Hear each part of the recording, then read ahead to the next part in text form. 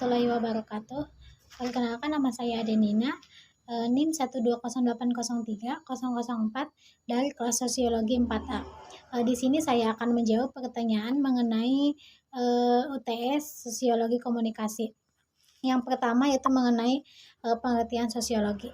Sosiologi di sini adalah ilmu yang mempelajari masyarakat, persoalan konfliknya, dan juga mempelajari bagaimana hubungan antar masyarakat, antar interaksi. Kemudian komunikasi adalah suatu proses ketika seseorang atau beberapa orang, kelompok, organisasi, dan masyarakat menyampaikan dari suatu etnis kelompok ke kelompok lainnya melalui penggunaan tanda, simbol, dan aturan semiotika yang dipahami bersama. Namun, sosiologi komunikasi adalah suatu cabang dari sosiologi yang mempelajari bagaimana proses pertukaran pesan atau informasi terjadi dalam konteks masyarakat. Yang kedua yaitu peran ganda. Yang dimaksud Burhan Bungin adalah yang pertama, media sebagai objek atau sebagai agen perubahan. Contohnya kita ambil adanya program-program pengajian di TV, misalkan di Trans TV, dan acara-acara yang dapat memotivasi penonton. Nah, itu merupakan contoh dalam media perubahan. Yang kedua yaitu media sebagai agen destroyer, yaitu perusak atau pemicu masalah. Kita bisa ambil contohnya yaitu mengenai adanya tawuran di antara sekolah yang menyebabkan adanya perpecahan antara sekolah tersebut dan adanya rasa tidak nyaman terhadap siswi yang tidak tahu apa-apa mengenai masalah tersebut. Nah, yang ketiga yaitu mengenai ideologi. Ideologi media adalah sebuah gagasan, ide atau sistem yang membantu menjelaskan mengenai realitas dalam menilai-nilai pembenaran untuk menyelamatkan dari kebangkrutan. Yang keempat yaitu mengenai fungsi media. Yang pertama sebagai institusi nasional. Misal kita dapat mengetahui informasi dari manapun, baik yang berkaitan dengan nasional maupun internasional. Yang kedua yaitu media yang produktif. Misalnya ada seorang pengusaha yang sedang mencari tenaga kerja. Nah, medsos di sini bisa dijadikan sebagai alat untuk mencari pekerja tersebut sesuai yang kita inginkan dan yang sesuai harapan kita.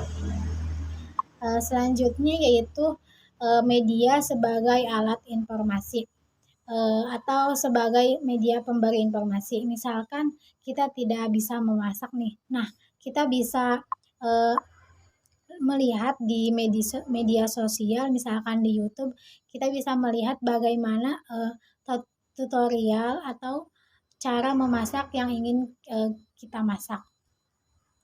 Terus yang kelima yaitu mengenai fenomena yang berkaitan dengan bungkamnya media terhadap aksi mahasiswa. Di sini mahasiswa ini sebagai bagian dari masyarakat yang berpendidikan, yang sering juga disebut kaum intelektual, dan sehari-harinya itu bergelut dengan pencarian kebenaran dalam kampus. Melihat kenyataan yang berbeda pada masyarakat, mahasiswa ini menjadi gelisah dan akhirnya terkapitalisasikan dalam bentuk aksi-aksi protes yang kemudian mendorong pada perubahan secara reformasi terhadap sistem politik yang sedang berjalan. Kondisi kebebasan berekspresi dan demokrasi dinilai memburuk pada masa pemerintahan sekarang. Salah satunya yaitu indikatornya adalah pembungkaman kritik yang disampaikan media sosial kepada pemimpin yang semakin kompleks. Kini upaya pembungkaman cenderung berupa serangan digital, misalnya pembongkaran serta penyebaran data pribadi. Di sisi lain, upaya sensor, persekusi, dan pemenjaraan juga masih terjadi. Selain itu, pembungkaman kritik terhadap penyelenggaraan kekuasaan bukan dengan ditutup aksesnya, melainkan disebut lewat informasi yang tidak relevan. Mungkin itu jawabannya. Selanjutnya yaitu hafalan Quran surat Al-Hujurat ayat 13. A'udzubillahi minasyaitonirrajim. Bismillahirrahmanirrahim. Ya ayuhan nasu inna khalaqnakum min dzakarin wa untha wa ja'alnakum syu'uban wa qabaila lita'arafu. Inna akramakum indallahi atqakum. Innallaha alimun khabir.